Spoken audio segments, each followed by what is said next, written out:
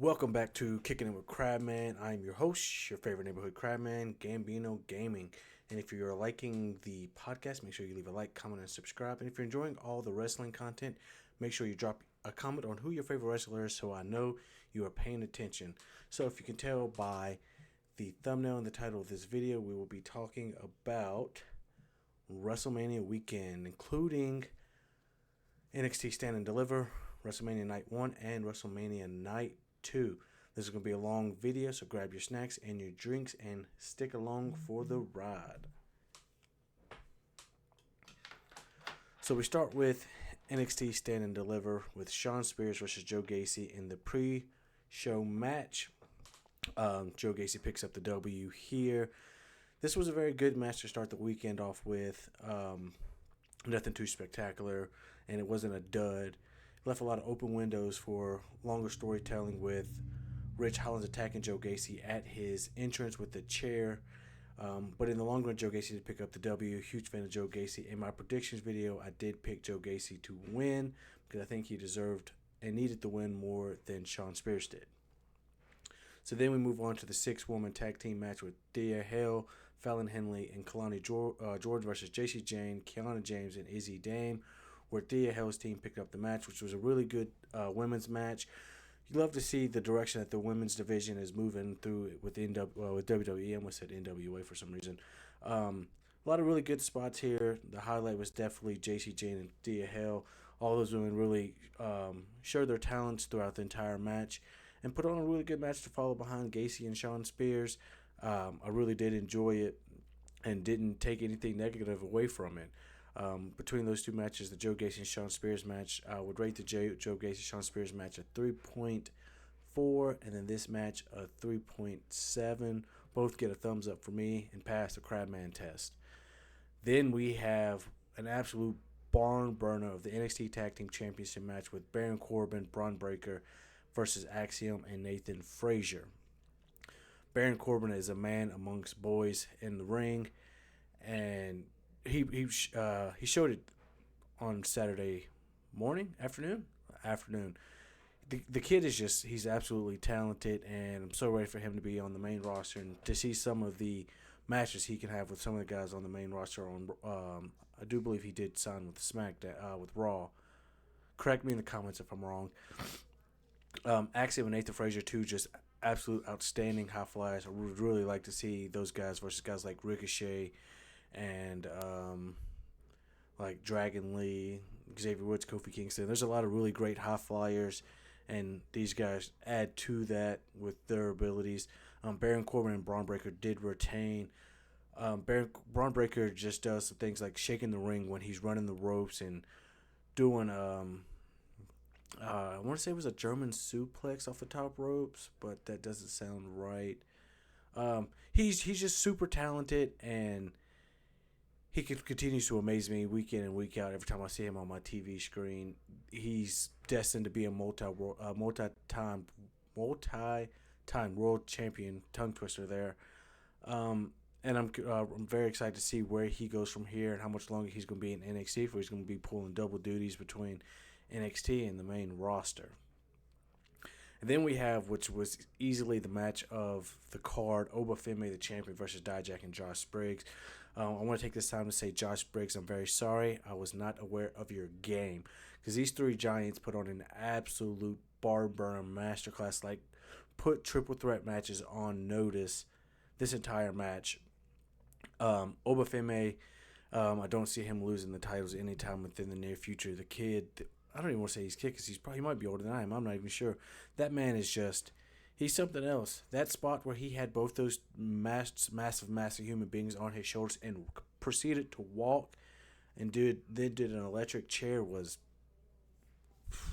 bananas. And then catching Dijak or Josh Briggs, he caught one of those guys and then hit the other guy with him. Just a match full of amazing spots and huge feats of strength where Obafemi did retain like I expected him to. I would have liked to see Dijak win and get a little bit of glory, but Obafemi retains, and he's going to hold that NXT North American Championship for a very long time. Speaking of the NXT North American Championship, we will be getting a females version of that announced by the general manager whose name just completely slipped my mind. If you drop her name in the comments so you can help your boy out. And then we had the NXT Women's Championship match, Lyra Valkyria, the champion, versus Roxanne Perez, which was just a perfect match. Just two women showing that women's wrestling is taking a turn from where it was as diva wrestling and your bra and panty matches and these mind matches that we had when I was a kid to proficient technical wrestling with these two female superstars putting out everything on that in that match and seeing them change their movesets to compete with the other wrestler was just they put on an amazing match. Roxanne Perez did pick up the win and dethrone Live Valkyria to become the new NXT Women's Champion down there in NXT. Obafemi, that triple threat for the North American match gets 5 stars, thumbs up, and it passes the Crabman test. This match gets 4.8 stars, a thumbs up, and it passes the Crabman test. Then we get champion Ilya Dragunov versus Tony D'Angelo for the NXT Championship. I didn't think that Ilya was going to lose here, but I would have been okay with it because I'm ready for him to go to the main card and have some feuds with guys like Gunther, Kevin Owens, Sami Zayn, LA Knight. There's so many guys that he could have great matches with up on the main card, but he ended up retaining, putting on another great match because at this point, his name may not be Carmelo, but the man doesn't miss. He's got such a very bright future and another multi-timed world champion there in Ilya Dragunov. And very, very curious on what the direction is with who's going to be his next challenger, if it'll be Trick Williams or Carmelo Hayes or someone else on the card. And then the final match was Whoop That Trick Williams versus Carmelo Hayes. Grudge match after Carmelo Hayes turned on Trick Williams after his match with Ilya Dragunov. We do see Trick Williams pick up the win here. I want to know if there's going to be a second match to this to kind of gain some traction, turn this to a trilogy, best 2 out of 3 or something of that nature. This card was one of the best NXT pay-per-views of all time, which is crazy to say because some of those black and gold pay-per-views just hold such legacy to them. I'm talking like the Andrade Cien Almas, the Tommaso Ciampa, Johnny Gargano, the Aleister Black, the Keith Lee, the Adam Cole, the Undisputed Era, the Revival. Like there were so many classics. Velveteen Dream, Nick Ricochet, down at the black and gold, and this match holds up to some of the best ones. So we transition to night 1 of WrestleMania, where we open with the Women's World Championship match, Rhea Ripley, the champion, defeating Becky Lynch. Both had very good entrances. Becky Lynch had like a visual representation of her audio book or her book. I think it might just be a book. And then you get to see Rhea Ripley come out to the band singing her song and her getting in the face of the lead singer singing it. Great opener. Mommy always comes out on top. She proves that she is the leader of this women's division. And now I'm curious to who's next. She's literally running through everyone with whatchamacallit, Lyra Valkyria losing. Is she next? Maybe Tiffany Stratton. The opportunities are endless because this women's roster is so stacked up to this point from NXT to both Raw and SmackDown. I give this match a 4.2 stars, a thumbs up, and it passes the Crabman test. So then we go to the 6-pack ladder match for the Undisputed WWE Tag Team Championship match. I did pick New Day and DIY to win, and neither one of those guys won. We did get Awesome Truth winning, and what is their name? Where is it at? A-Town Down Under. Very great match, really great spots. I love seeing New Catch Republic do their thing, and DIY, and the R-Truth spot where he's asking for the hot tag, then he hits all of Cena's moves, and then he gets the belt. And then seeing Grayson Waller get put through that ladder and his head poking through in between the rungs of the ladder was a great spot. And then Ciampa doing that spot off the ladder, and just the things that Tyler Bates and Pete Dunne did. And it was just a great match to show off a lot of talent on this tag team division that is building up to what it is now. Gotta wet my whistle. Um, and then I would give this match 4.5 stars, a thumbs up, and it passed the Crabman's test because it just did everything that it was supposed to. Everybody got to show their talents, and Newcastle probably got to put their names out there as a tag team, and got to see Judgment Day, and even JD McDonough got a table spot. Just an overall great ladders match. Anytime they do like one of these 6-pack ladder matches or tag matches at Mania, it always brings the power and always provides what we want. So then we move to Rey Mysterio and Andrade versus Dominic Mysterio and Santos Escobar. This match was cool.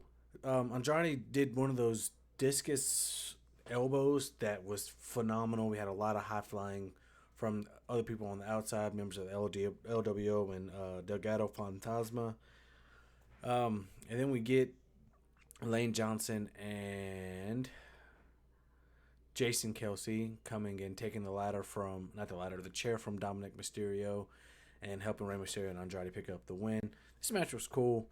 Solid 4.0, gets a thumbs up, and it does pass the Crabman test because I love seeing Rey Mysterio and Andrade. Dominic Mysterio's talent is growing. Santos Escobar is one of the best at what he does. So we then move on to one of the matches that's received the most backlash, Jey Uso versus Jimmy Uso, where Jey Uso did pick up the win, and the match didn't have the oomph to it. You know, that oomph. Like, it should have had a stipulation, like a no-holds-bar, last man standing, Iron Man match. Something of that nature to really give it that power punch, and we just didn't get that. I guess the highlight would be Jimmy begging Jey for forgiveness, and I was telling him, Jey, don't fall for that trap, don't fall for the trap, which he did, and then he ate a super kick. And then Jey ends up winning after a spear and a splash. It just didn't have that power to it. I would have liked to see like a Rikishi show up or a Sola show up, but I've been explaining to people across TikTok at Gambino Gaming on TikTok that this match played out the way it did because both these guys know each other's moveset so well that it was just a battle of chess moves. Stipulation would have been cool, or like an interference where Rikishi showing up would also have been suffice. We then go to Jade Cargill versus Bianca Belair and Naomi. Oh, that Jey Uso and Jimmy Uso gets a 3.5, half a thumb, and it does not pass the Crabman test. Jade Cargill versus Bianca Belair and Naomi versus Dakota Kai, Asuka, and Kairi Sane of Damage Control. This match was great. It wasn't a squash match. They fed into trying to keep the tag away from Jade Cargill so she doesn't come in. Bianca got to show her talents. Naomi, Dakota Kai, Asuka, everybody got to go out there and show what they bring to the table. And everyone had a really good entrance. When Jade finally did get the tag, you could see the worry on Damage Control's face, and she went out there and performed. I didn't expect her or her team to lose here. With this being her first Mania, Naomi's first Mania back, and Bianca Belair being at the top of the game like she is. 3.5 stars, not awful. I'd actually probably rate Jimmy and Jey as 2 stars, and yeah, this is about 3.5 stars. Yeah. It's about a 3/4 of a thumb, and it does pass the Crabman test because it did everything it was supposed to, with showing these women's outstanding amount of talent. And then we had just an emotional roller coaster of the Intercontinental match between Sami Zayn and Gunther, where Gunther was just hounding Sami Zayn the entire match, talking trash to his wife, just hitting finisher and splash and finisher and splash and finisher and splash, and Sami just wasn't giving up. And the preview before, where it has him talking to his wife and him telling his wife to keep his son in the back because he doesn't want him to see what was going to happen, and then Chad Gable telling him that he's not going with him because he's ready for this, mentally, physically, and emotionally. And then him walking out to right before, and Kevin Owens is there, and he pushes him in the chest and smacks him in the face and tells him to go get it. I didn't think Sami had what it takes, and I've been a huge Sami Zayn fan since he was El Generico, and when he debuted on NXT to his match with Shinsuke Nakamura, I've always been a Sami Zayn fanboy. But I just felt like he was outmatched with Gunther as he is the ring general, and he persevered. That brainbuster and hitting that haluva kick, he showed that he deserved to be in that match and he deserved to be the winner. And it definitely gets a thumbs up, and it definitely passed the Crabman test, and I give it 4.5 stars.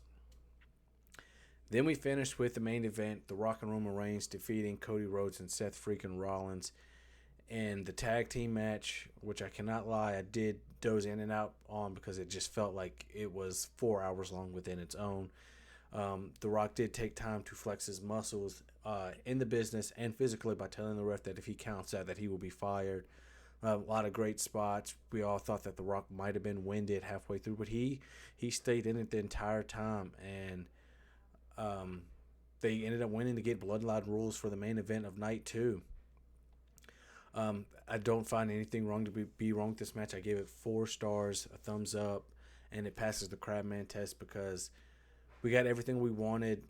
We got to see The Rock perform. This allowed Seth to take a beating going into night 2, which I had already knew that he wasn't going to retain, rather if Drew won or other shenanigans occurred later on in that match. I did enjoy it very much. Night 1 left me on the edge of my seat thinking, how does night 2 trump that? And boy, did it do such a thing. So then we transition to night 2, where we have the opener World Heavyweight Championship match, Drew McIntyre versus Seth freaking Rollins for the title. I was really hoping that we got Broken Dreams to be Drew McIntyre's theme for that match, but he came out to his current theme. Seth came out with all kinds of no way Jose shenanigans going around the ring. And the match starts and Drew McIntyre just immediately hit Seth Rollins with a Claymore kick. And I was like, holy shit. And he just kept hounding him. And they kept leaning on the fact that Seth did have a match that he took a beating in the night before, which was hindering him from putting up his best effort. But he still fought and he fought and he fought and he fought and he fought. But it just wasn't enough at the end of the day with him had already been injured prior to the night 1 match. And Drew was just too much to handle. But Drew got too big for his britches and went over there. And the things he was saying to CM Punk had me like, Jesus, Drew, you're going to end his career? To the point where CM Punk finally snapped and took off his arm brace and started beating the dog shit out of Drew McIntyre. And then Damian Priest's music hits, and I was like, I called it. I called Damian Priest cashing in my predictions, and he comes out there, he drags Drew in, hits him with the South from Heaven, which I think he should have hit him with at least 2, or South from Heaven and a powerbomb, something like that. I feel like that just gave it more oomph that he just put over this guy, but that's just me being picky. And Damian Priest is now the World Heavyweight Champion. Drew did it to himself. All he had to do was win. He could have went out there and still berated CM Punk if he wanted to, but he let it to go way too far to the point where CM Punk had no other option but to defend himself. Sucks for Drew. I really would have liked to see him as the champion, but I'm glad to see we have a Puerto Rican boy holding the title. And I want to see who his first competition is going to be going from. Well, this will come out after night 1 of Mania. From there, we have the Philadelphia Street Fight with Bobby Lashley and the Street Profits, because I will not call them the Pride. I hate that name. In the Final Testament. Didn't want this match. It was a fun watch. Could care less for it. But it happened. I think the bright spot was when Karrion Kross was pressing Bubba Ray Dudley, who was a special guest referee, and he put on the old ECW glasses, and then he instructed the Street Profits and Bobby Lashley how to do the what's up headbutt. And then they had the botched table spot, and then Montez Ford hit one of the most beautiful frog splashes. And that was all I wanted out of this match, was a great performance from Montez Ford. And because I bought a lot of stock in the Montez Ford single run, but that stock looks like it's not really worth a lot because he's still running with Angelo Dawkins and Bobby Lashley. But maybe one day it'll pay off, but I'm not holding my breath. The Pride did pick up the win here. I don't know. Do they really need it? Did either side really need to be in here? It was just I feel like a filler match. I give it a 3.7 stars, half, and it passes Crabman because it did what it was supposed to, but I didn't really want it. The Drew McIntyre match gets 4.5 stars, thumbs up, and it passes the Crabman test. Then we get LA Knight versus AJ Styles, where AJ Styles did debut his new theme, which has been getting a lot of backlash, but I really enjoyed it. It was kind of more of a darker version of the previous theme. A lot of people were speculating that we might have been getting his old TNA theme, but hey, any new theme is cool with me if it actually hits, and I think it's a hit. LA Knight did pick up the win in a really good match. I think he needs it more than AJ Styles does because AJ Styles is already a declared professional wrestler and will be a Hall of Famer first ballot without no single doubt in my mind. And this allows LA Knight to go into the main event, the main card, and try to chase some gold, whether it be, I'd be okay with him chasing Logan Paul, but I'd like to see heel LA Knight versus Cody Rhodes, which would be absolute sick in my mind. But LA Knight did get the win. AJ Styles could linger around the mid-card. He doesn't really need a cemented spot because he's just so talented. He could literally have a perfect match with a wet noodle, and it worked to his perfection. I gave it a 4-star. Did everything it was supposed to. Then we had the triple threat match for the United States Championship with Logan Paul, Randy Orton, and Kevin Owens. Logan Paul did come out on his Prime truck shooting fireworks and doing the Prime thing, plastering across their screen. I like Logan Paul. I don't hate him at all. I'm not a Logan Paul hater. I think the kid continues to improve week after week, and every time he's on the screen, he just shows that he deserves to be here, and he's better than any other celebrity who wanted to be a professional wrestler before him. Kevin Owens comes out. He's got the ECW themed gear. He gets on his little golf cart. He drives down, and then Randy Orton's music hits. And he backs up, and I thought he was going to attack him, but he told him to get on. And then you can see Randy telling him to slow down. And then they get in the ring and then make Logan Paul earn his room in the WWE by beating the dog shit out of him for like 20 minutes or so. And then Randy Orton goes hit a sneaky RKO. And then him and Kevin Owens finally agree, like, all right, I guess we have to make this a triple threat, not a handicap match. The best spot in this match by far was Randy Orton Spartan kicking I Show Speed 27 feet and then RKOing him on the table. He did look legitimately pissed off after I Show Speed pushed him, and I can't tell if that was a work or if he was legitimately mad, but he RKO'd the fuck out of him. Logan Paul did end up picking up the win after some shenanigans with the brass knuckles, and then Randy Orton hitting an RKO out of a pop-up powerbomb, and then Logan Paul pushing him out of the ring and pinning Kevin Owens to retain the United States Championship. I'm looking forward to seeing who they have next. You have guys like LA Knight. You have guys like AJ Styles. You could literally have anybody be his next opponent, and I think he can do it. I'd like to see Ricochet or Montez Ford. There's so many options, and I think the kid can perform well with anybody at this point because Kevin Owens and Logan Paul are both really very solid, super great professional wrestlers. Randy Orton is on a lot of people's Mount Rushmores. I give this match 4.2 stars, thumbs up, and it passes the Crabman test. And then we have, which might be the best match of all three shows between both nights, and Bayley versus Io Sky. Both had great entrances. Just a great technical match. The crowd stood behind Bayley like a big brother standing behind their sibling as they're confronting their bully. There was no interference from Damage Control, which was great. They just fed off of each other's energy, match a move with move, countering. But in the long run, Bayley got what she deserved and picked up the win, defeating Io Sky.